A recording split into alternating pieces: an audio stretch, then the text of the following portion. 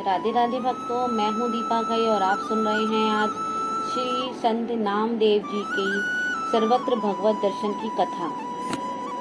एक बार अकस्मात ही सायंकाल में श्री नामदेव जी के घर में आग लग गई, पर ये आग नहीं बुझा रहे।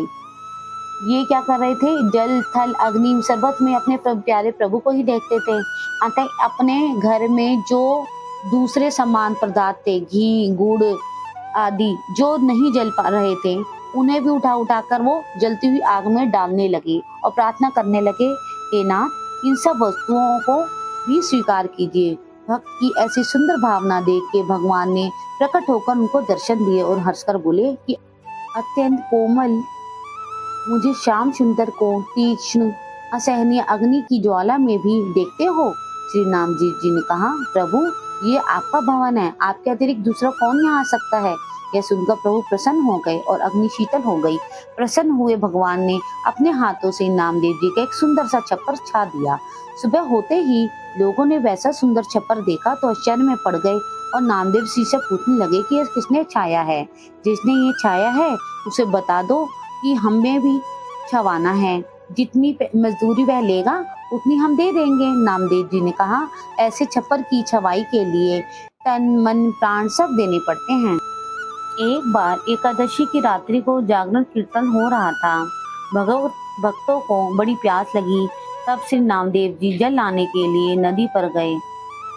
प्रेत भय के कारण दूसरे लोग वहां नहीं जा पाए। श्री नामदेव जी को आया देखकर महाविकराल रूपधारी प्रेतराज अपने साथियों समेत आकर चारों ओर फेरी लगाने लगा। उसका स्वरूप और उसकी माया देखकर श्री नामदेव जी थोड़ा सा भी नहीं घबराए। उसे अपने इष्ट का ही स्वरूप माना और उन्होंने पेड़ से झांझ निकाल के तत्काल एक पद गाया और प्रणाम किया। भगवान तो बड़े ही दयालु हैं, प्रेत रूप न जाने कहाँ गया।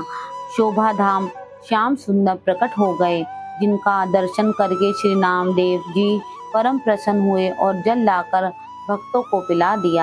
एक बार नामदेव जी ने जंगल में पेड़ के नीचे रोटी बनाई। भोजन बनाकर लघु शंकर करने गए। लौटकर देखते हैं तो एक कुत्ता मुख में रोटी दबाए भगा जा रहा है। इन्होंने घी की कटोरी उठाई और दौड़े उसके पीछे, यह पुकारते हुए, प्रभु, ये रोटियां रूखी हैं, आप रूखी रोटी न खाएं, मुझे घी चुपड़ लेने दीजिए, फिर भोग लगाइए। भगवान उस कुत्ते के शरीर से ही प्रकट हुए अपने चतुर्भुज रूप में। श्री नामदेव उनके चरणों पर गिर पड़े। पंजाब में बारकरी पंथ के एक प्रकार से नामदेव जी ही आदि प्रचारक हैं।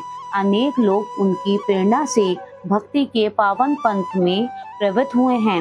70 वर्ष की अवस्था में सम 1407 ईस्वी में नश्वर देह त्याग कर ये परम धाम पधारे। भक्तों, आपको ये कथा कैसी लगी? पसंद आए तो लाइक करो, शेयर करो और सब्सक्राइब करो और कमेंट्स में राधे राधे लिखना मत भूलना।